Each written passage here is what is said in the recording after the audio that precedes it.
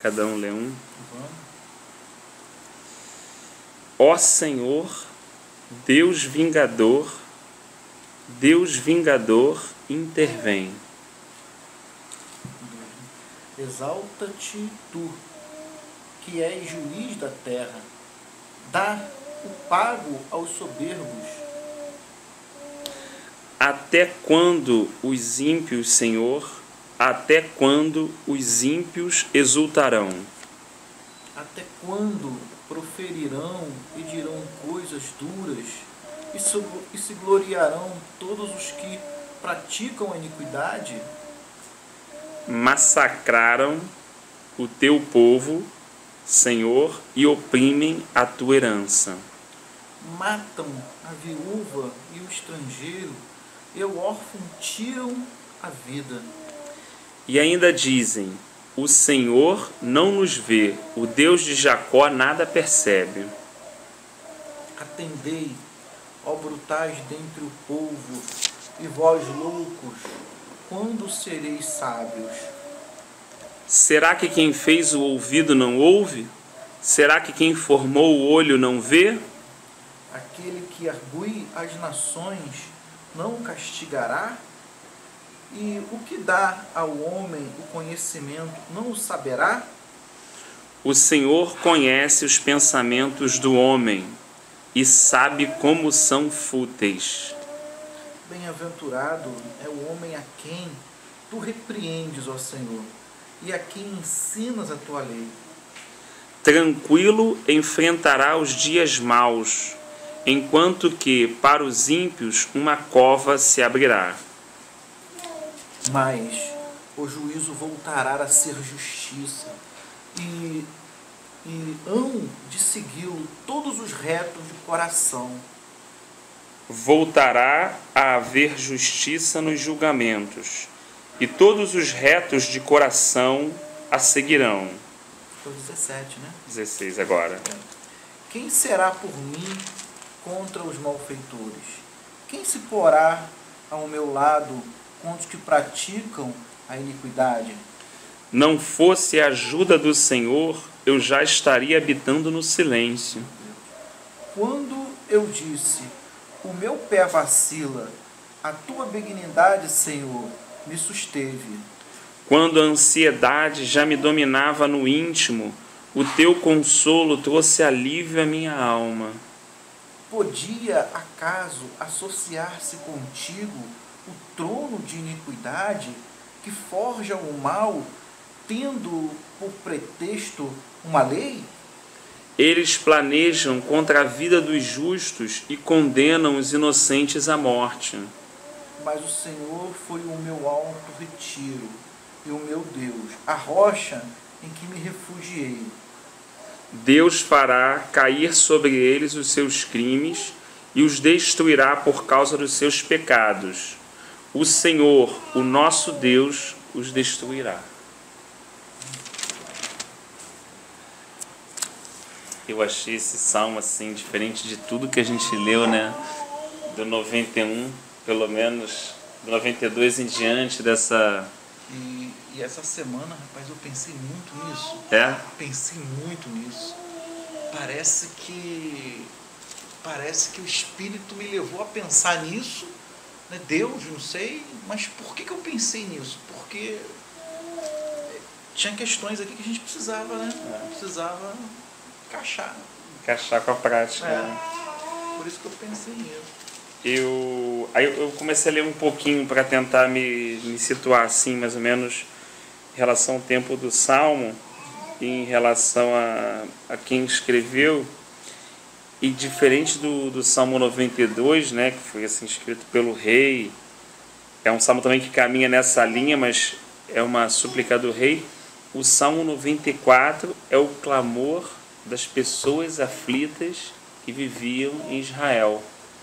Mas engraçado que aqui o malfeitor do Salmo 94 não são autoridades gentias, não são autoridades de outras nações. Não está falando de um juiz de outro local, um filisteu, um amorreu, um cara da Babilônia, não. Eles estão clamando contra as autoridades da própria nação. Ou seja, os juízes que estão condenando os inocentes e liberando, né, os culpados, são aqueles que se assentaram na cadeira ali, se acomodaram e agora estão simplesmente levando a vida aos seus próprios olhos, né? Então, assim, eu achei um salmo forte, porque, na verdade, essa ausência de justiça, tudo isso que está indignando, né, o salmista aqui, é uma coisa que ele está vendo dentro do povo dele, dentro da nação dele. Então, achei muito propício em relação aos dias de hoje, né? Algumas coisas que a gente questiona em relação ao mundo são fato. O mundo jaz no maligno, quem governa, né, esse sistema é o príncipe das trevas, mas quando a gente fica indignado em relação a uma realidade no meio do povo de Deus, ela se assemelha a essa indignação do salmista, como a gente olhasse, mas no meio do povo de Deus não era para ser assim.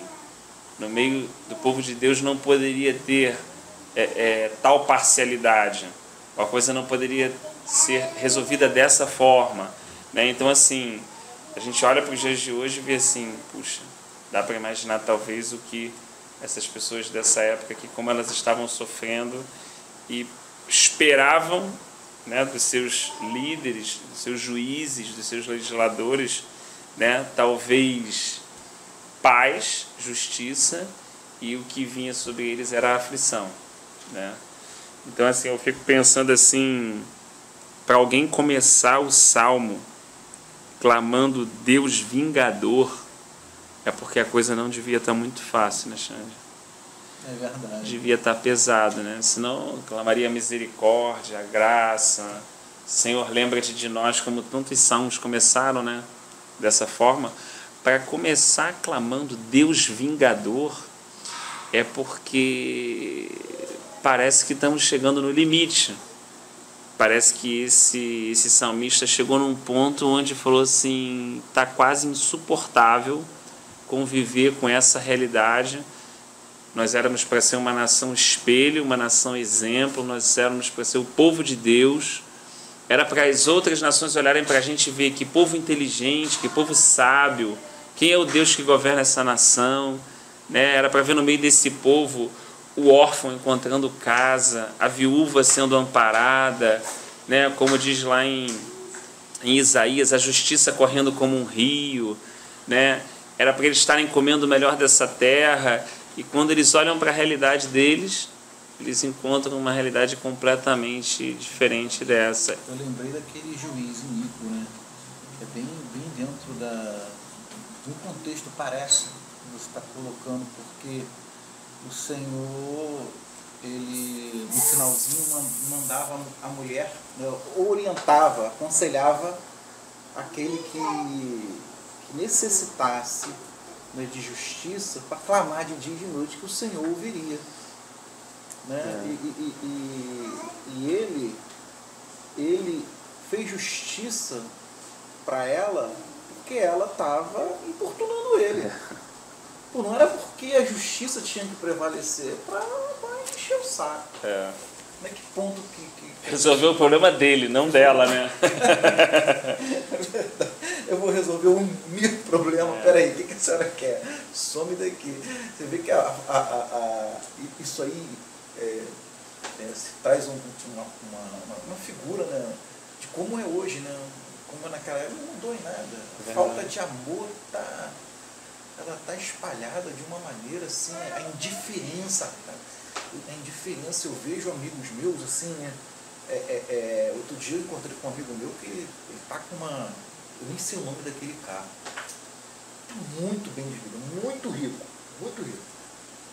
e parece que tem um prazer, sabe, de mostrar que tem uma coisa, porque assim, gente, que motivação, né? Será que se eu tivesse também, eu teria esse prazer de assim, tipo, esfregar na cara de quem não tem, entendeu? Porque você está entendendo? Aquela sentimento, me veio assim, eu percebi isso na pessoa dele, né? Aí eu falei assim, meu Deus, um crente, um homem até maduro espiritualmente, né? Cair numa cilada do coração dessa, né?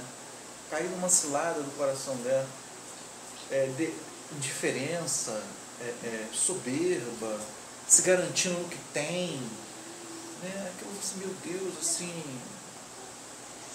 sabe, perdeu o sentido.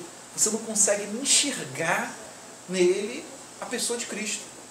Você não consegue enxergar nele um homem de Deus. Então, não consegue. Não consegue. De 3 palavras que fala é dinheiro. 3 para 4 é dinheiro. É negócio. É futebol. Né? E o Senhor está onde? Né? A gente que sentava, conversava, batia papo, né? É das coisas do Senhor. Né? A gente não tem mais essa oportunidade por causa da... Sim. É estranho, né, a gente falar sobre isso, estranho. mas a gente está vendo isso dentro das igrejas. Essa indiferença, isso aí está muito forte, né? Eu acho que, assim, penso que os dias maus estão, né, conseguindo produzir os seus efeitos, assim, nesse sentido, né, porque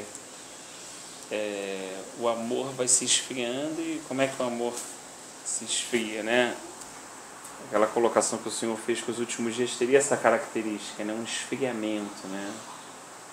E esse esfriamento é porque a gente para de olhar para a fogueira, né? Não presta atenção na fogueira, acabou o graveto, a gente não se toca aqui para o fogo continuar, tem que botar um outro gravetinho ali. É verdade. E ela vai se apagando, né?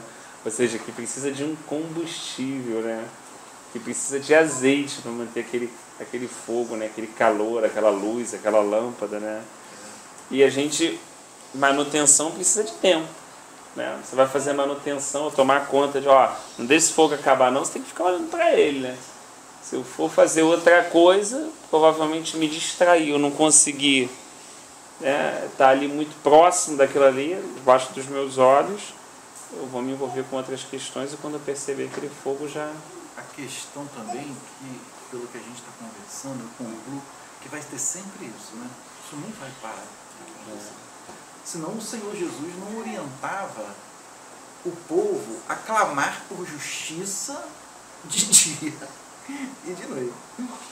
E o texto que eu lembro diz assim, que ao seu tempo, ainda diz isso, né? Olha, vocês clamam de dia e de noite, e ao seu tempo ele vos ouvirá.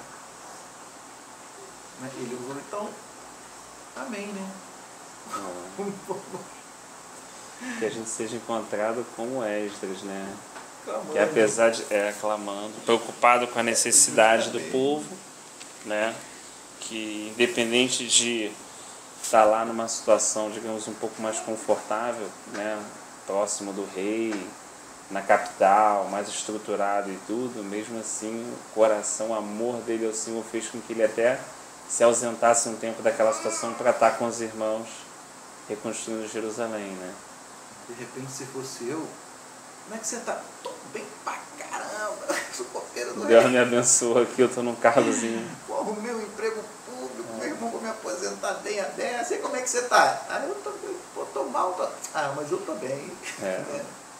Isso é o retrato do que a gente está falando. Né? É o retrato na prática que a gente está falando. Eles fazem um relato assim de certa indignação, né? Porque eles estão vendo esses ímpios no meio do povo de Deus. O ímpio aqui não é o gentio, o ímpio aqui é alguém da fé, é um israelita, né? E até quando eles exultarão, né? Então, assim, dá algumas características dessas pessoas, né? Elas usam palavras arrogantes, né? Elas têm um comportamento como de um malfeitor e elas se enchem de vanglória. É o que você está colocando assim, né? A pessoa se enche de vanglória com aquilo que obteve ou com o que tem, né? Com palavras arrogantes e com ações assim, semelhantes a malfeitores, né? É o que ele coloca aqui: massacram o teu povo e oprimem a tua herança. Vendo você falar assim, analisa comigo, parece que a gente está falando do próprio. Raciocínio, não é? É até interessante a gente falar sobre isso, que isso estava me batendo no coração essa semana. E eu estava pensando sobre isso. Me parece que tem pessoas assim, que não são crentes, né? Ou que são crentes de ser crente, que ela estava falando de povo de Israel, que estão nessa realidade que eles têm, parece, uma autoridade do inimigo, como o crente tem uma autoridade da parte de Deus. Você tem uma patente nos teus ombros, mas esse cara também tem uma do lado oposto. E me parece que a guerra é muito mais real do que a gente imagina. Me parece que quando você chega no trabalho, tem um cara com uma patente do lado oposto do teu lado. Né? Aí eu fico assim, meu Deus. Assim, como é difícil você fazer essa autoridade no mundo espiritual do mal, enxergar a sua que é do bem, a de Cristo. Não é fácil, porque a carne, entendeu? Muitas vezes a gente não enxerga isso. Eu tive em crise essa semana com isso, né? Até independente do estudo, é uma coisa que o meu coração entrou em crise, porque nem fazer questão de mostrar essa patente minha, né? Eu também não faço questão de mostrar, entendeu? A questão é levar a coisa no nível da carne. E não é contra carne e sangue a nossa luta. Que crise que eu fiquei essa semana, pô. Que crise.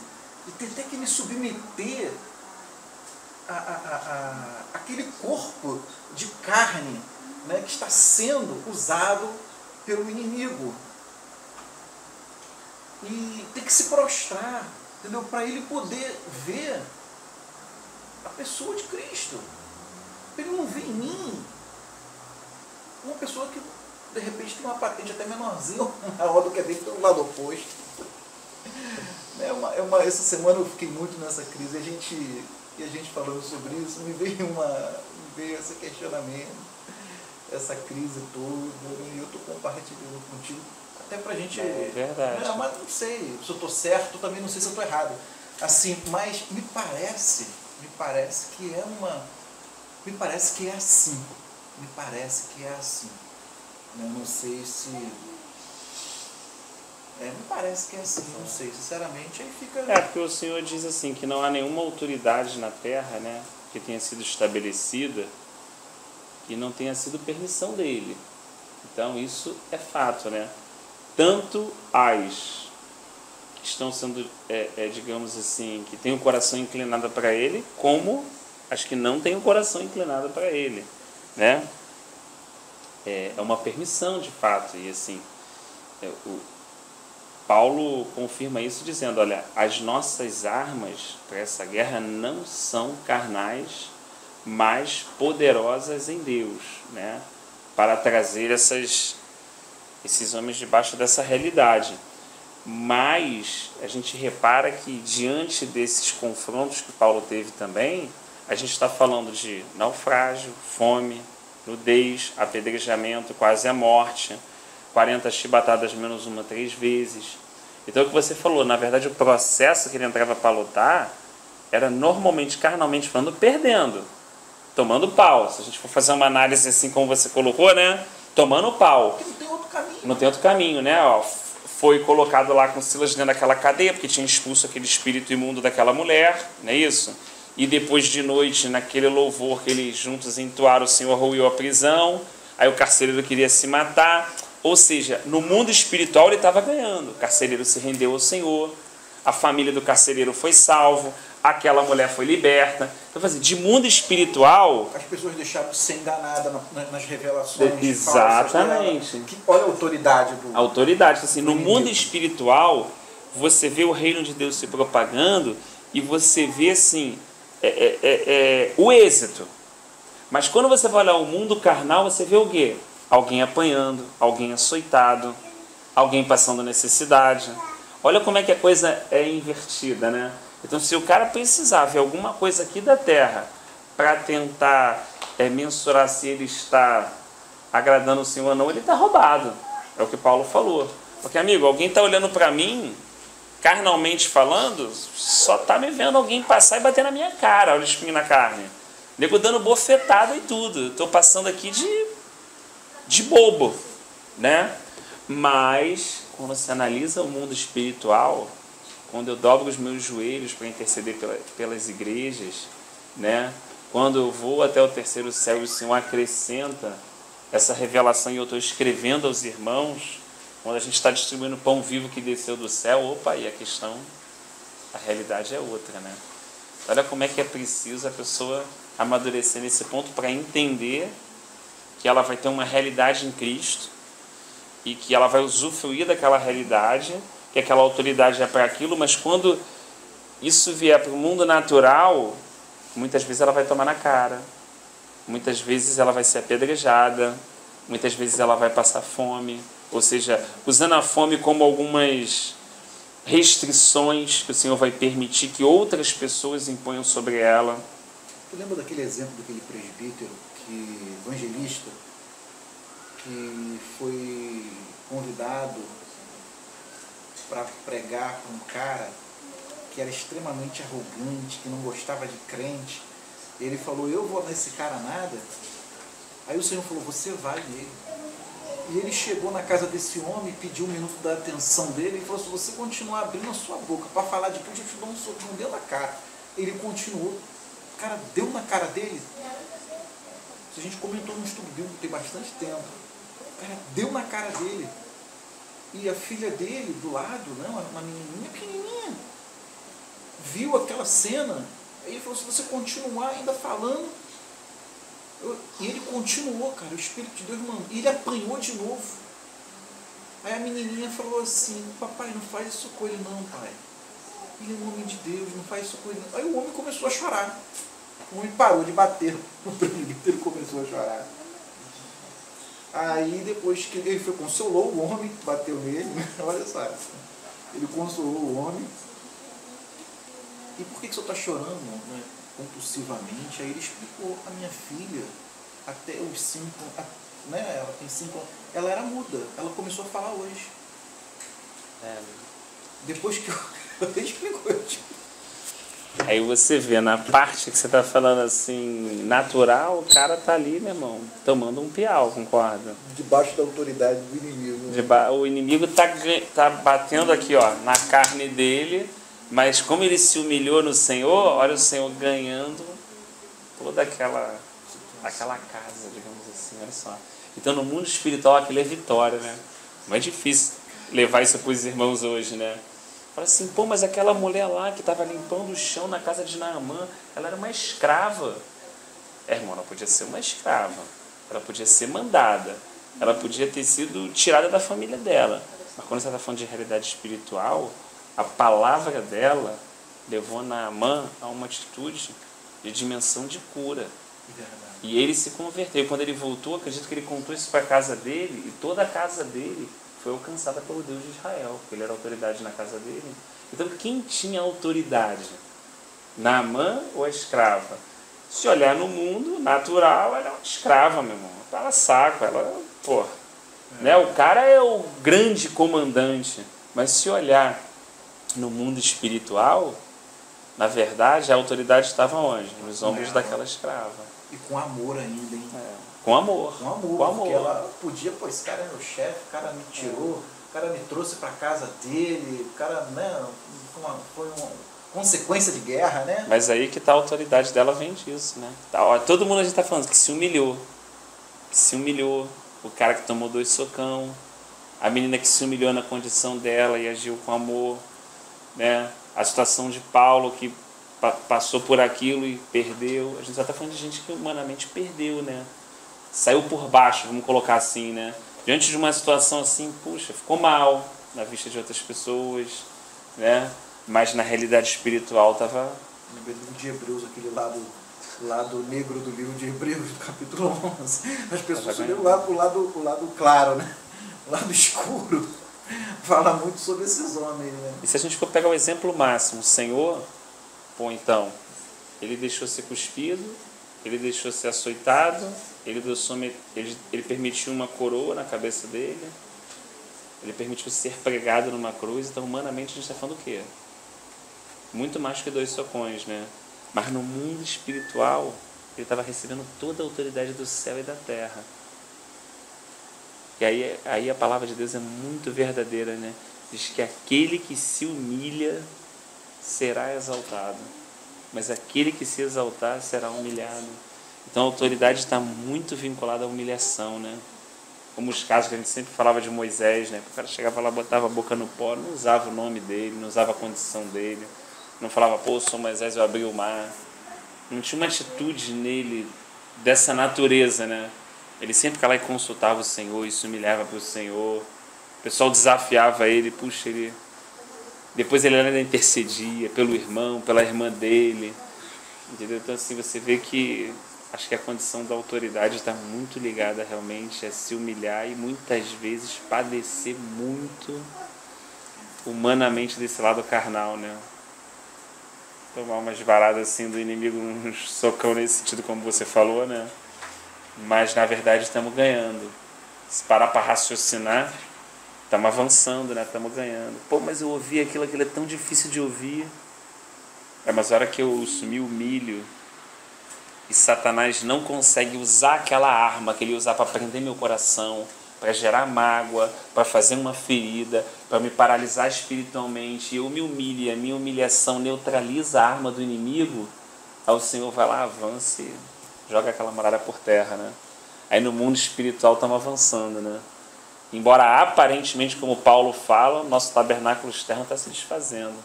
Também, entre aspas, só perdendo, né? Entre aspas, estamos tomando na cabeça, vamos falar assim, né? Mas espiritualmente estamos tendo grandes vitórias, né? E é muito difícil hoje, como as pessoas estão andando muito por vista, né? Por não que haja problema na campanha em si, mas pelo resultado de alguma coisa, né? Pelo que ela espera receber. Então é difícil para ela receber uma ministração dessa e entender, puxa, é necessário descer para subir, é necessário perder para ganhar, é necessário ser menor para ser o maior, é necessário ter uma realidade aqui que vai me levar a uma outra realidade no mundo espiritual lá, né? E isso é uma pedra, né? É uma pedra, né? Para você que eu tenho que começar de novo nesse negócio, né? Porque ó, não é fácil, não. Ele ainda diz assim, ó, na verdade essas pessoas estão dizendo, o Senhor não nos vê. Na verdade, carnalmente o Senhor está vendo, mas espiritualmente essas autoridades não são nada. Elas são autoridades aqui em Israel? São. Mas para o Senhor elas têm autoridade? Nenhuma. Na verdade o salmo que está sendo escrito não é das autoridades, mas é do homem com o coração contrito e quebrantado, que está orando, e essa oração chegou no trono de Deus e ela está sendo registrada aqui. Olha só que coisa, entendeu? E a autoridade está sentada lá. Ela tem poder? Tem. Porque Jesus chegou para Pilatos e falou assim, nenhum poder tu terias se do alto não tivesse sido dado. Mas esse é um poder permissivo. Não porque você está sujeito àquele que criou todas as coisas, mas porque ele ainda, na sua soberania, vai te usar para no final cumprir o eterno propósito dele. Mas gostoso é ter essa autoridade compartilhada por eu estar submisso a ele e a sua palavra. É diferente. Aí a gente vai entender que o propósito de Deus, olha só, puxa, como essa autoridade é importante, porque o Senhor falou assim, aquele que vencer como eu venci, sentará no meu trono como eu venci, sentei no trono de meu Pai. Olha só, então o Senhor deseja, ele não divide a glória dele com ninguém, mas ele deseja compartilhar a autoridade. Ele deseja chamar homens e mulheres para governar com ele, senão a gente não vê propósito no milênio. Olha só, aqueles que foram decapitados, né, reinarão com Cristo 1000 anos. Então a gente está falando o tempo todo do Senhor, convidando homens e mulheres que se humilharam, que se esvaziaram para governar com ele, colocando essas pessoas em uma posição de autoridade. Só que para alcançar essa autoridade espiritual, o quanto as pessoas não têm que descer no mundo natural e carnal, né? O quanto essas pessoas não precisam. Então é um processo realmente, Paulo fala, às vezes quase de enlouquecer, né? Porque ele fala assim, poxa, nós parece que apóstolo só colocou como esterco do mundo, como último lugar. Porque, pô, então o nego faz o que quer com a gente, porque não era uma realidade de hoje, né? Ele reclama de Alexandre, o latoeiro, por exemplo, por isso. Assim, pô, o cara, meu irmão, faz o que quer e o Senhor permite e eu preciso me humilhar. porque estou entendendo que, né, se eu partir, vai até um pouco da pregação de ontem do irmão que a gente foi lá, né? Se eu for resolver isso no peito, se eu me contaminar com essa questão e partir no peito para tentar resolver isso, eu perco minha autoridade espiritual. Que aí eu vou usar uma arma carnal, vou sair debaixo dessa cobertura, perdi minha autoridade. Então, assim, a autoridade que o Senhor compartilhou comigo, ela está em me humilhar como Ele se esvaziou e se humilhou e morreu numa morte de cruz. Então, amém. Olha que coisa tremenda, né?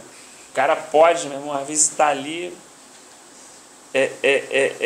caminhando para a cruz, as pessoas fazendo o que querem, mas na verdade, ele está obedecendo a Deus. Dependendo de como você vê, né? A pessoa pode parecer um trouxa ou um servo de Deus obediente, né? Vai depender que tipo de olhos, se são espirituais ou não, que está olhando para aquela questão. Então, assim, para essas pessoas, Deus parece que não está fazendo nada. Mas ele faz uma reflexão assim: insensatos, procurem entender. E vocês, tolos, quando se tornarão sábios? Está falando para essas autoridades. Será que quem fez o ouvido não ouve? Para um pouquinho, vocês são tão inteligentes, vocês são um juiz, vocês são um legislador. Você acha que aquele que fez o ouvido não ouve? Se você tem um ouvido e você consegue ouvir, é porque ele fez o ouvido. Você acha que ele não ouve? Você acha que ele não está ouvindo tudo isso que vocês estão falando? Você acha que ele não está ouvindo a conversa que vocês têm? A vanglória de vocês? As situações que vocês estão colocando? Você acha que eles não estão ouvindo? Ele está ouvindo.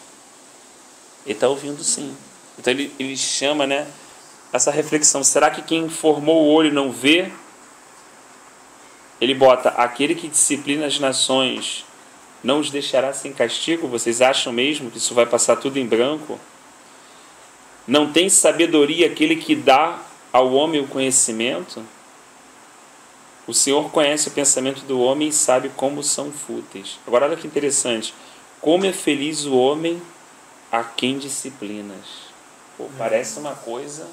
Porque não é o pensamento da criança. O pensamento da criança é esse. Pô, cara, aquele molequinho sai de casa 7 horas da manhã, joga bola o dia todo, brinca, solta pipa, come na rua, anda para lá e para cá, faz o que quer, chega em casa meia-noite. Como eu queria que aquele fosse meu pai, pô.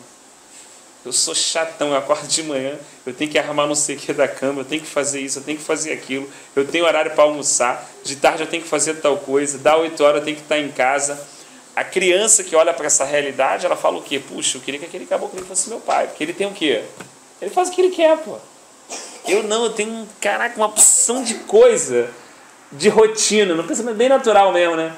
Eu tenho uma opção de rotina, uma opção de, pô, cara, como eu gostaria que, pô, meu pai é uma droga, eu queria que meu pai e minha mãe fossem pai daquele moleque. E no mundo espiritual, muitas vezes um cristão pensa assim: pô, eu queria ser como aquele cara, pô, toma conta da vida dele, parceiro. Ele se muda, ele entra no rolo, ele resolve, não está dando, ele dá um migué, ele desenrola, ele toca a vida. Eu não. Olha só, eu preciso orar, pedir a Deus, Deus responder, Deus falar comigo, Deus confirmar. Aí Deus não abre essa porta, eu não posso passar.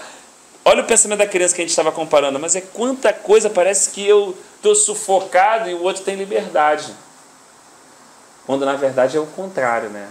Aquele menino está crescendo sem orientação, sem direção e provavelmente vai ser um marginal. Cego. Surdo e mudo. Então o que está acontecendo espiritualmente, aquela pessoa vai seguir desse jeito, mas para onde ela está caminhando?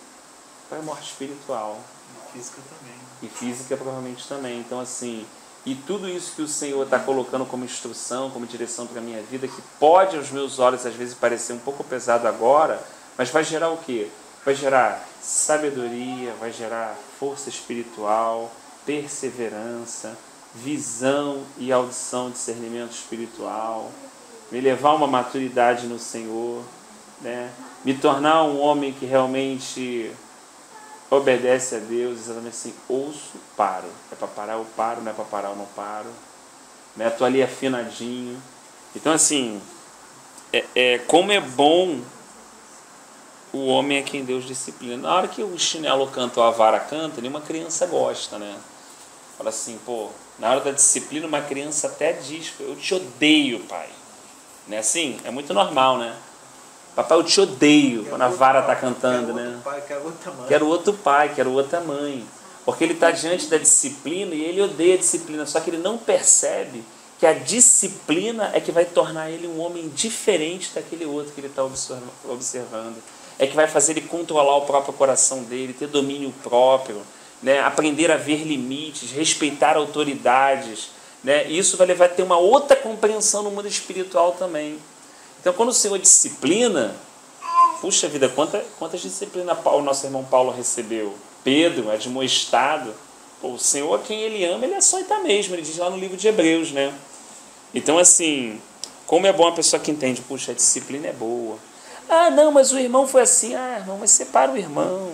Ah, mas fizeram isso. Ah, mas separa isso, não bota na conta não. Pega só a disciplina e faz todo esse filtro e vê assim, ah, o Senhor está me disciplinando nessa questão? Amém.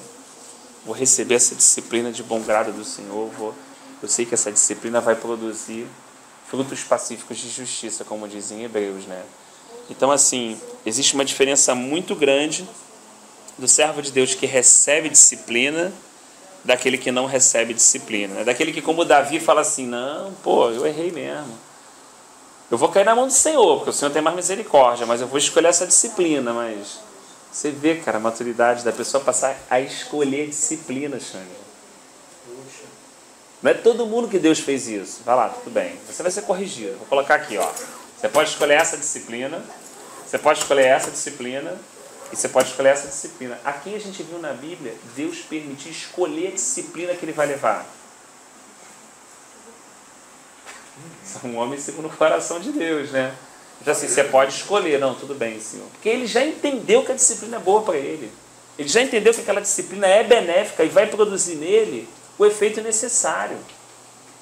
Então, não, vou escolher essa disciplina aqui. E ele vê a disciplina, ele vê o anjo do Senhor. Lá no eirado lá de Araúna, ele vê a espada, ele vê o anjo partindo, ele vê o povo morrendo. Ele cai prostrado e fala assim, Senhor, mas eu que devia morrer, o teu povo está morrendo por minha causa. E ele suplica até que o Senhor para aquele anjo. Pô, imagina você saber que você é responsável pela morte de tanta gente. Pô, é como você atropelasse a mesma coisa uma família inteira.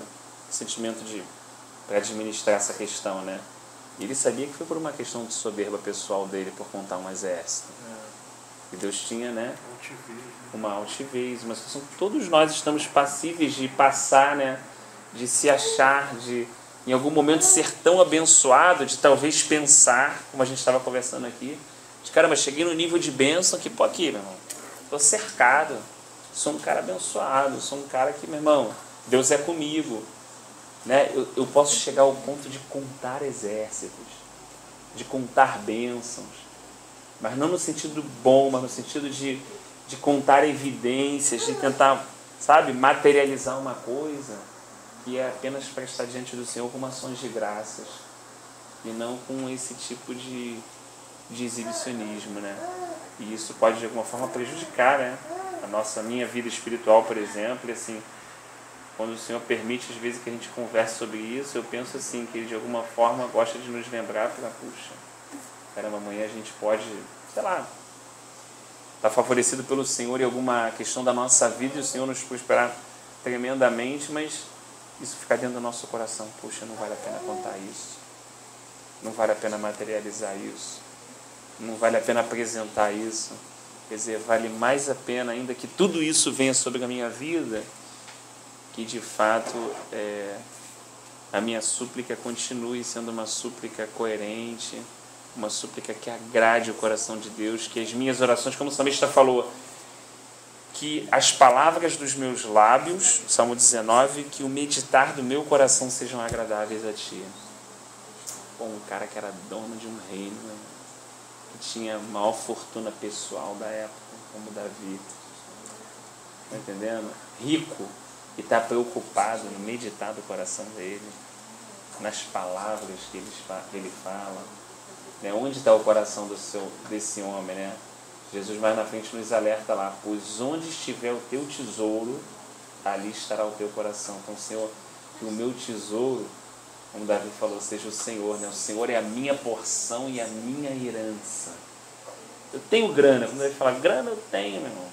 Salmo 51, se eu quisesse todos os animais do campo aí, eu sou rei, meu irmão. Mandava fazer uma fogueira e fazer um incenso, mas não é isso que o Senhor quer. O Senhor quer um coração quebrantado, um coração contrito.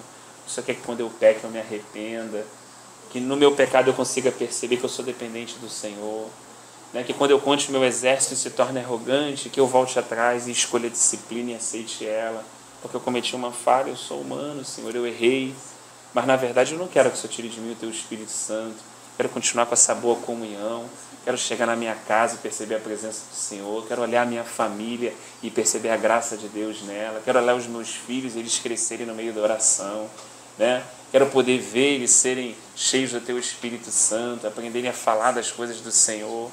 Oh Deus, como eu gostaria de juntar outros tesouros que não são esses aqui da terra, né?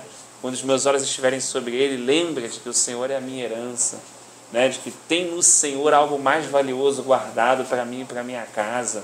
Não permita que eu siga o caminho dos homens na terra dos viventes, não, Senhor. Que eu faça como Moisés, que eu conheça o Teu caminho, que eu tome um caminho diferente daquele povo, né? Que eu não espere naquele lugar carregar um cacho de uva, né? Ou beber o mel ou o leite que aquela terra emana, né? Mas que eu possa entender que o Deus que me conviveu comigo esses 40 anos, me dando o maná, vai ser o mesmo Deus do cacho de uva. Não importa se o cacho de uva é diferente do maná, né? Se agora lá é mais bênção assim ou assado, importa que o Deus que cuida de mim é o mesmo, né? Importa que eu conheci o Senhor num aspecto aqui no deserto e agora eu vou conhecer o Senhor num outro aspecto lá. Aí se confirma as palavras de Paulo, porque aprendi a viver, Senhor, na escassez e na fartura, na saúde e na doença, e agora descobri que posso todas as coisas naquele que tem me fortalecido. Ou seja, estou conseguindo, independente das circunstâncias, se o Senhor abriu o céu, meu irmão, e desceu prosperidade até 1 milhão, consegui entender aonde eu devo me guardar para não tropeçar nessa questão. E na escassez também consegui entender como devo me relacionar com o Senhor, para que em toda e qualquer situação o Senhor seja tudo para mim, né? E eu possa ter isso bem firme no meu coração e não me perca na caminhada, né? Então, assim, entendo que... Porque provavelmente aqui nós estamos falando de gente que se perdeu na caminhada. É, exatamente. Gente que um dia ocupou um cargo de legislador ou de juiz em Israel, porque tinha uma capacitação para, mas se perdeu. Se perdeu porque a função dali era servir o povo. Como Davi fala, né? Ele estava ali para cuidar das ovelhas de Israel. Ele estava ali para servir o povo e não para usufruir as benécias de um cargo. Olha só que coisa, né? E aí ele diz assim, olha, por que é bom o homem que recebe disciplina? Porque esse homem é feliz? Pô, ninguém gosta de ser disciplinado, né? Ele diz no versículo 13, ele responde, porque tranquilo ele enfrentará os dias maus. Olha que coisa. Quem se prepara para o dia mau? Jó falou assim, pô mulher, tu falas como uma louca, amaldiçoa teu Deus e morre, tu falas como uma louca. Não recebi o dia bom do Senhor? Por que não receberia também o dia mau? Então Jó passa, não tranquilo no aspecto carnal humano, mas espiritualmente ele atravessou aquilo com muita sobriedade. No vim ao mundo, no voltarei, louvado seja o nome do Senhor. A realidade espiritual dele, ele está passando por aquela situação, carnalmente o nego olha e fala assim, ele é um lixo, está cheio de pecado, esse maluco aí é... Carnalmente está assim, é o que as pessoas estão vendo a respeito dele. Mas espiritualmente tem Deus falando assim, aí, tá vendo meu servo Jó? Rodou a terra toda aí, ó. Tá vendo meu servo Jó? Que não se desvia nem para a direita nem para a esquerda, um homem íntegro, justo. O mundo espiritual está falando isso dele. E o mundo natural, esse cara é um lixo, parceiro. Esse cara aí, pô. Isso é só porque tu abençoa ele, depois o cara tá lá e o cara tá se coçando, e o cara deve ter pecado, ou ter não sei o quê. É os comentários, é o que as pessoas percebem, mas ali tem um coração que Deus continua dando testemunho dele, né? Que coisa tremenda, né? É um paradoxo, é uma diferença, uma coisa muito, muito bizarra às vezes até, né? E se Deus fala com Satanás e Satanás fala assim, é porque o Senhor também dá tudo para ele, significa que Deus estava observando Jó, mas significa que Satanás também estava. Senão Satanás vai falar o quê? Não vi não.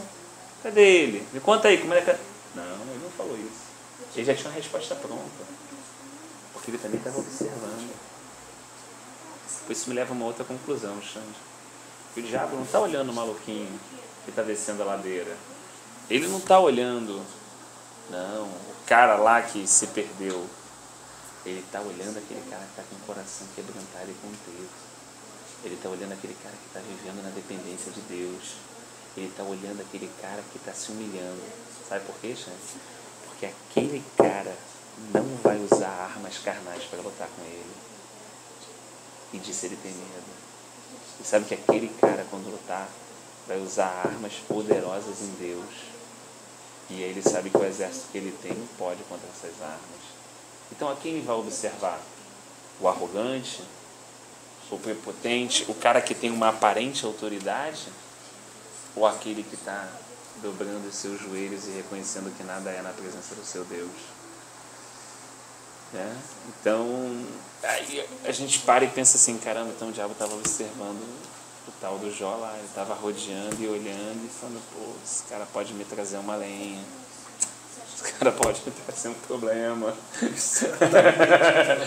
Então assim, vamos ver se a gente entra por um caminho para tentar dar uma cravada nele. E você vê que ele vai lá e não lança enfermidadezinha fraca não, ele vai lá e mata os filhos dele, rouba o dinheiro dele, rebenta lá todo o gado que era financeiramente.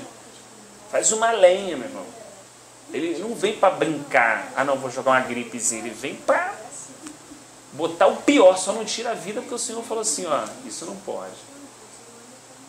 E aí a gente percebe que nisso tudo esse homem prevaleceu e teve vitória contra o mundo espiritual. Aí você imagina como é que o diabo terminou depois dessa luta.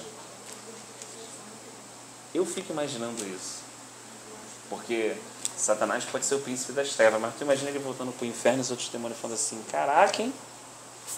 Perdeu pra um maluquinho daquele de barro, hein? Caraca, o maluco te deu um show, hein? O cara era um sopro, uma fumaça. Pô, o cara era um sopro, uma fumaça, parceiro. E ele tem que abaixar e falar, mas o Deus dele é Deus. Imagina a conversa no inferno depois do desfecho, entendeu? Então, a quem você acha que ele está preocupado? Com o arrogante? Com o cara que acha que tem autoridade? Não. Ele está preocupado lá, ó. Tipo o Paulo, o cara que está tomando chibatada e não está nem ligando, que está indo para dentro da cadeia, que o nego está apedrejando ele, mas ele está no mundo espiritual descendo e, ó, só sendo instrumento para o pão correr no meio do povo, para alimentar, para edificar, para cuidar. Assim, pô, esse cara está me dando problema, amigo. Ele que tem que, né? Então ele diz assim, ó, o Senhor não desamparará o seu povo, jamais abandonará a sua herança. Ou seja, por esse tempo, ele diz assim, ó, voltará a haver justiça nos julgamentos. Ele diz isso porque não há justiça nos julgamentos. Ele está vivendo um tempo onde é de total injustiça. Impiedade, iniquidade, injustiça. E como é difícil às vezes o servo de Deus a gente aprender a viver nesses tempos.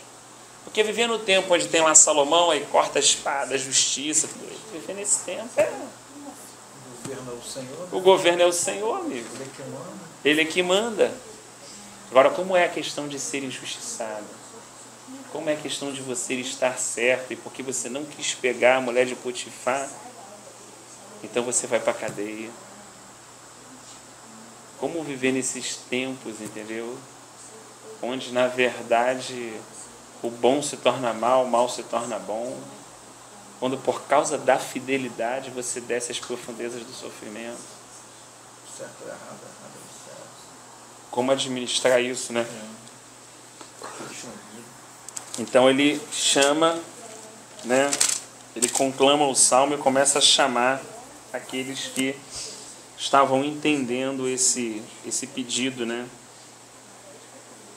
Ele mesmo reconhece que se não fosse a ajuda do Senhor, ele já estaria habitando no silêncio. Teria morrido, né? Teria morrido, teria descido, né? Não estaria mais na terra dos viventes. Quando eu disse, os meus pés escorregaram, o teu amor leal, Senhor, me amparou. Olha a consciência dele.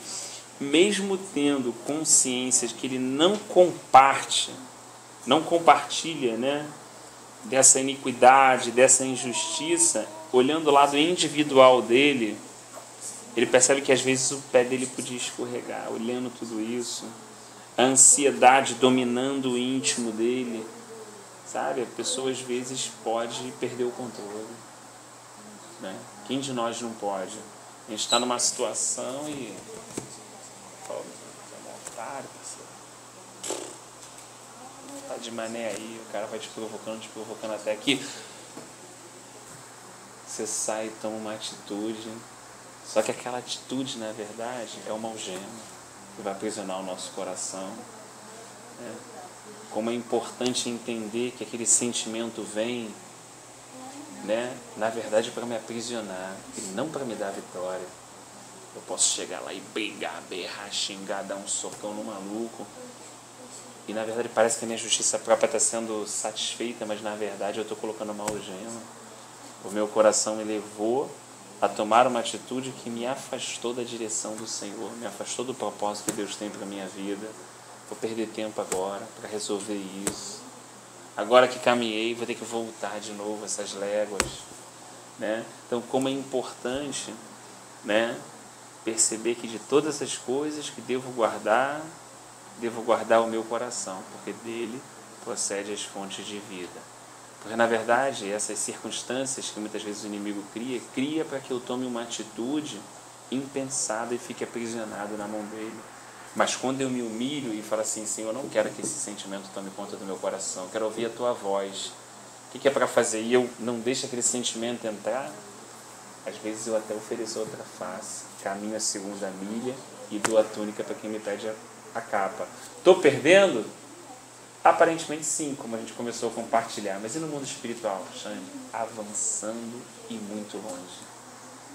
Ganhando, entendendo que bem-aventurados, né, são exatamente os pobres de espírito.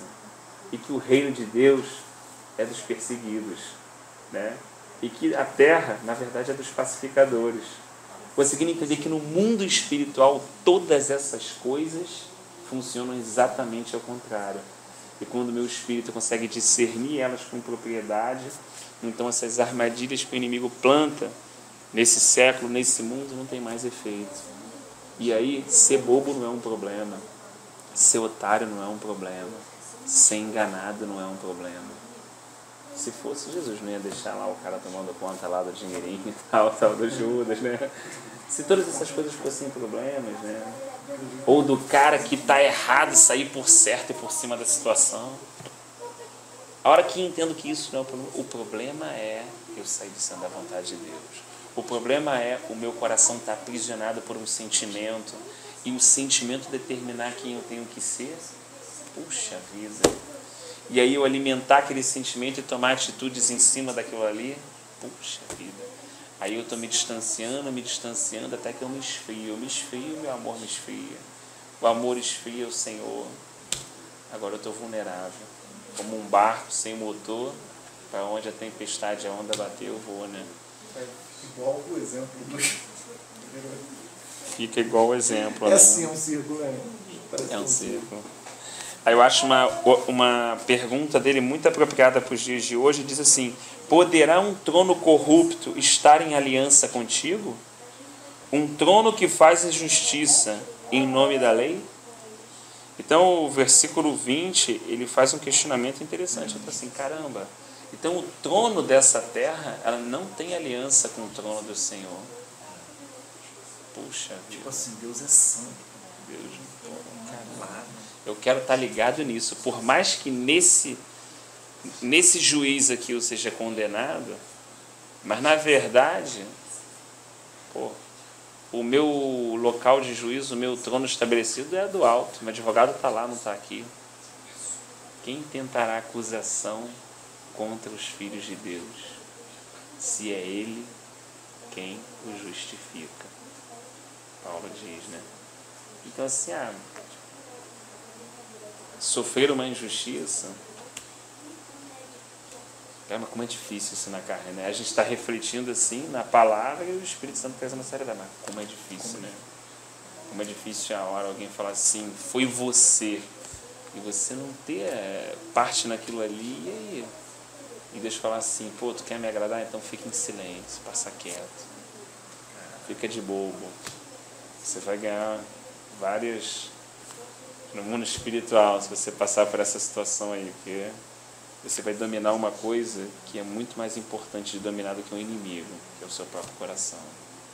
E aí eu vou ter condição de te dar mais autoridade para você se mover no mundo espiritual. Olha só, que você aprendeu a dominar a si próprio. Se você não se dominar, eu não posso te conceder mais autoridade. Vai mandar descer fogo do céu sobre a pessoa que eu preciso salvar. Fica sem propósito. Fica sem propósito a autoridade e o poder, né? Jesus não falou isso para o discípulo. Fica sem Não propósito. sabe pelo que espírito eu vim? Pô, como é que eu vou mandar desse fogo do céu? Eu não vim, pô. Vim pra salvar, né? Então ele na verdade faz o desfecho do Salmo, né? Conseguindo entender no Salmo 22, dizendo assim, ó, o Senhor é minha torre segura, o meu Deus é a rocha em quem encontro refúgio. Então ele consegue perceber claramente que não há refúgio, né? Não há segurança ali dentro de Israel. Olha só que coisa interessante, hein? Pô, mas não é o povo de Deus, eu não deveria me sentir seguro no meio do povo de Deus? Eu não deveria me sentir assim no meio da nação que serve a Deus? Não, mas a nação se desviou. O povo se afastou da presença do Senhor. E as coisas que estavam sobre o mundo agora estão sobre esse povo. E ele descobre que mesmo nessa situação, né, ele descobre que o Senhor é uma torre segura para ele. Assim, puxa, eu posso ser injustiçado, posso ser... Alguém pode pisar sobre mim, alguém pode, né, destratar a viúva, não cuidar do órfão, alguém pode me caluniar, alguém pode me enganar, mas existe uma torre que é segura. E essa torre é o meu Deus. E eu só posso chegar nela se abrir mão desses sentimentos. Abrir mão dessa razão, né?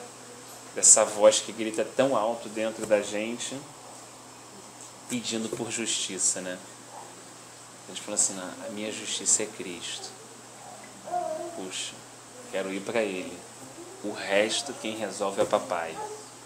Você vai tratar, você não vai tratar, você vai fazer, você não vai fazer, você como vai fazer, como Deus vai resolver toda essa questão. Eu não sou legislador, não sou juiz, né? Não tenho nenhum poder sobre isso. A decisão que está no meu coração e a que eu escolho é fazer do meu Deus uma torre segura e caminhar em direção a Ele, a um lugar de segurança. Ainda que venham todas essas aflições, o meu interior vai permanecer seguro, né? Aquilo que eu mais tenho de precioso, que é essa consciência aqui do salmista, isso ninguém pode roubar. O resto, pode ser que tenham entrado na casa dele, saqueado, levado coisas, né? Situações complicadas, né? Mas o mais importante que ele tinha como propriedade, isso ninguém pode tirar, que é o Senhor dele. Porque alguém pode chutar o balde, né? Pô, olha pro cara e fala assim, pô, fulano é corrupto, o outro é corrupto. Tá olhando pra nação. Pô, mas calma aí. Era autoridade, anda assim, outra autoridade, anda assim, outra autoridade, assim, cara, vamos andar assim também, pô. Geral tá andando assim, pô. Geral faz tudo isso, pô. Vou passar despercebido. Passar despercebido. Puxa, mas tem alguém percebendo assim, olha, ainda que esse cara possa ter autoridade, esse possa ser juiz, esse legislador, esse não sei o quê, esse sápata, esse príncipe, esse governador, ainda que eles estejam nessas posições, estejam decidindo andar dessa forma, independente da posição que Deus me colocar, eu quero andar na presença do Senhor. Puxa, que escolha, hein? É um homem livre, né? Um homem feliz, né? É verdade. Olha, E é uma reflexão muito atual para os dias de hoje, né? Isso aqui é para hoje. Uma decisão muito... O Senhor tenha misericórdia de nós, nos guarde, guarde o nosso coração nele. Esse o Senhor consiga me converter, né? Cada dia, né? Nos converter, nos levar a essa realidade, né? Se fazer como esse presbítero, vai lá, tá mandando. Né? Engraçado, eu sou um servo do Senhor. Sou maldito. Tem que, né? É fácil para lá fazer isso, né? Pô, simples demais, cara. E a carne grita. E aquela menina não teria falado. O nome do Senhor não teria sido glorificado. Aquela menina só ia ver 2 homens brigando. Só. Mas quando alguém desceu, se humilhou, o Senhor, uma família foi salva. Que realidade, né? A humilhação, ela tem um poder, né? Quando você desce. Concluindo, Mas você vê que o não ser tem mais força do que o ser, né? Mas você vê que isso é um princípio assim de Deus, porque Ele nos viu criaturas pequenininhas, né? Aquele exemplo da formiguinha, né? Ele se coloca se humilhando, né? Você vê que isso tem um princípio de Deus, né? Ativo de Deus. Mas chama atenção, sei. Que a gente pensa assim, ó, o Filho de Deus veio numa manjedoura. Então algum testemunho ele deu. Ele é um Deus simples. Justamente. Ele não é um Deus marqueteiro, exibicionista, que gosta de fazer coisa para aparecer. Se ele é um Deus simples, e foi simples no seu nascimento, na escolha da sua profissão, porque teria muitas coisas um pouco mais elegantes para ele ser do que um carpinteiro. Sejamos sinceros e convenientes, né? Tinham N profissões que ele poderia ser pelo menos um carinha, né? Um conselheiro, um sábio. Um sábio. Isso significa, um rabino, ele era rabino. Isso significa que para ele, isso é lixo. É. O cara ser sábio, rabino, Diretor, engenheiro, diretor, isso para ele é lixo, não significa nada. Ele escolheu ser carpinteiro. E ele é o dono do universo. Né? Significa que o que uma pessoa exerce como profissão jamais vai determinar o que ela é no Senhor. Jamais deve ter um grau de importância que preencha o coração dela mais do que deve se preencher, porque aquilo não significa absolutamente nada. Aquilo significa só que aquela pessoa faz aquilo, exerce aquilo, porque tem algum propósito naquilo. Por isso que Tiago começa a chamar o quê? Né? Os pobres gloriem-se no Senhor e os ricos se gloriem na sua insignificância. E já dá essa trava logo na galera aqui. Tiago já chama para essa realidade. Fala assim, cara, você ser, mas você saiu. Se isso fosse alguma coisa, então ele não escolheria ser carpinteiro. Então, se ele é um Deus simples, ele se alegra e gosta de coisas simples. E ele também, naquela época, a carpintaria era ligada muito à pedra, né? Era um trabalho muito com encaixe de pedra. Não era como hoje. Né? Então você fazia uma mesa, o tampo era em pedra, não tinha vidro. Então eu vi isso num teólogo, do Sr. Jesus, mais ou menos, porque a pedra era junto com a madeira. Para você mexer com pedra não é fácil não, você fica todo arrebentado. É trabalhoso, cansativo demais. E ele escolheu essa profissão, então eu fico pensando assim, poxa, isso significa que o que agrada a ele é a oração simples. O que agrada a ele, Xande, é uma reunião simples. O que agrada a ele é uma vida simples. Porque se Deus decidiu ser simples na sua soberania, Ele não vai querer que seus filhos sejam a sua semelhança de simplicidade. Que essas coisas que as pessoas vão gloriar, fulano, tem valor. Tudo bem, Senhor, eu te dou graça, só permitiu que caminhasse até aqui, mas isso não tem valor em si mesmo. Isso não tem valor. O ser isso, o ser aquilo, o estar fazendo isso, o estar fazendo aquilo, o cuidar de X irmãos, de 10X irmãos, não tem valor nenhum. Tem valor se eu faço essas coisas para ti com simplicidade de coração. Puxa, aí, ó. Então isso aí tem um valor tremendo, hein? Né? Mas se a gente não tem isso definido no nosso coração, qual é a chance que a gente tem de errar? Absurda, né, gente? Eu penso assim, eu falo assim, se o Senhor não falar comigo, não me travar, não me advertir, não me disciplinar, como o seu salmista falou, não me corrigir, de mostrar, minha chance é absurda de pensar como geral pensa, como esse século pensa, como o próprio povo de Deus pensa, ou Israel pensava, como era a questão do Salmo, né? Não, vamos lá, o importante é ser isso, o importante é ser um grande pastor, o importante é ser um grande evangelista, o importante é ser um grande profeta, o importante é ser um grande, o importante é fazer uma grande obra. Pô, a maior obra que foi feita chega a dar medo, foi a da morte na cruz. Puxa vida, então isso, o grande para Deus não é o nosso grande, né? A cruz, ela tem 3: humilhação, vergonha e dor. Olha só, puxa vida, essas 3 palavras que você disse agora foi do céu. Humilhação, vergonha e dor. Quem quer uma obra como essa? Eu vou te dar uma obra, filho. Essa obra é de humilhação, de dor e de vergonha. É uma grande obra. Mas a gente for pensar... Naturalmente, Senhor. Não, até ele, se possível, afasta de mim esse cálice. Imagina a gente, né? Mas se a gente pegar alguns profetas, a gente vai perceber isso que você falou também, Xande. Tem muita sabedoria nessa palavra. Um Jeremias. Vergonha, humilhação e muita dor. Isaías. Nossa. Tá entendendo? Se for refletir, então assim, essa é a grande obra.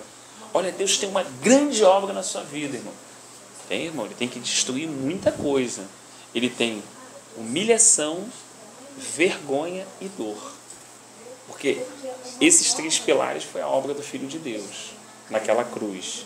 E se ele quer compartilhar a obra dele conosco, essas 3 palavras que nos esperam: humilhação, dor e vergonha.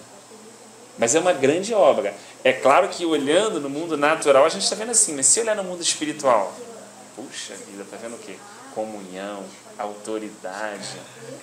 Caramba, olha só, reino, reinar, e abre. Aí abre tudo, né? Por isso que Hebreus diz, né, que Moisés deixou de ser chamado de filho da filha de Faraó, né, para viver com os seus irmãos lá, para ser um irmão. O cara podia ser rei, o cara escolheu ser um irmão. O cara podia ser rei, mas ele olhou e falou assim, nossa, essa conta vocês estão fazendo aqui embaixo.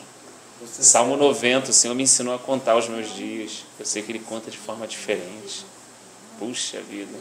Vocês vão entrar em palácio aqui, amigo. A minha escolha fez eu subir no Horebe e entrar no palácio dos céus. Eu vi o tabernáculo, eu vi a arca da aliança no céu. Peguei as tábuas, Deus escreveu. Pô, tu está entrando no palácio aqui na terra, eu estou entrando no palácio lá do alto. Tu está falando com o rei aqui da terra, eu estou falando com o rei do universo. O cara fez a conta e falou, que isso é muito pouco. Egito, dinheiro, ciência, sabedoria, faculdade, isso não é nada, rapaz. Essa conta que vocês estão fazendo aí é tudo corruptível.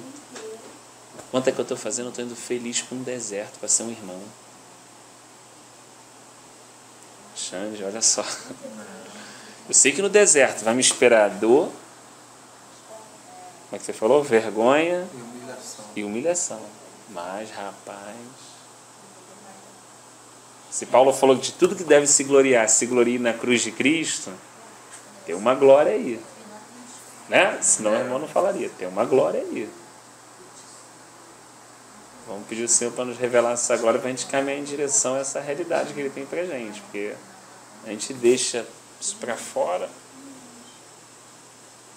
muita inquietação no nosso coração, muitas coisas, muitas perguntas não fazem nem mais sentido olhando por esse prisma. A gente vai nascendo. Então está. Ó, o reino de Deus está dentro de nós. Buscar e caminhar. Esqueci. Isso, irmão! Caraca, deixa eu te mostrar aqui, Jesus. Templo aqui giga. Jesus falou assim: não ficará pedra sobre pedra. Mas é lindo. Mas é lindo. É uma glória essa obra que os homens fizeram. É fútil. Eu vou edificar uma casa. Eu vou edificar uma casa. Um verdadeiro templo em 3 dias. Que vai ser a habitação do Deus vivo. Que é o meu corpo, a minha igreja. Olha só. E depois eles entenderam, né? Pedro depois fala: pô, eu entendi que nós somos essas pedras vivas. Uma casa do Deus vivo, caramba. Que papo de templo é esse? De doido, de maluco. Eu tô fora disso. Nunca mais construíram nada. E olha que os malucos eram assíduos em construir coisinha, hein? Era no alpendre, era na praça, era na casa da sogra de Pedro, era não sei aonde, era na casa dos irmãos, era no cenáculo. Não queria nem saber mais disso. Eu queria ser a casa. Eles iam até o templo com uma comunhão. Normal, normal, vamos lá. Comunhão, mas aquilo não era... Para dar fruto, né? Ia lá. Abraçar os irmãos. Para abraçar os irmãos e tal. Claro, pô, importantíssimo, né? Ter comunhão, isso é importantíssimo. Mas assim, não era a visão que eles tinham antigamente, não, né? Olha, Senhor, olha. No entanto, que ele passa pelo cara, ele se compadece, né? Pô, legal, ele olha pro cara, olha, não tem ouro, não tem prata. Mas o que eu tenho? Eu te dou. E quem ia no templo, ia para buscar uma necessidade. Se eu vou buscar a minha necessidade, eu vou olhar para a necessidade do outro? Não. Claro que não, me diga, tá lá, o problema é dele. É o que a gente falou dos fragmentos do amor, tudo do início, de cada um olhar o seu, do salmo mesmo, né? Igual um bomboleiro, falar o seu, sempre volta ao mesmo tempo, né? Agora, se eu estou plenamente preenchido em Cristo, se todas as minhas necessidades foram supridas em Cristo Jesus, não na minha carne, quando eu chegar lá eu vou olhar na casa de Deus a necessidade do outro. Puxa vida, caramba, e estamos falando de muita coisa, né? Compaixão, amor, misericórdia, graça. Aí Deus vai chegar e vai fazer o maluco andar mesmo, não tem jeito.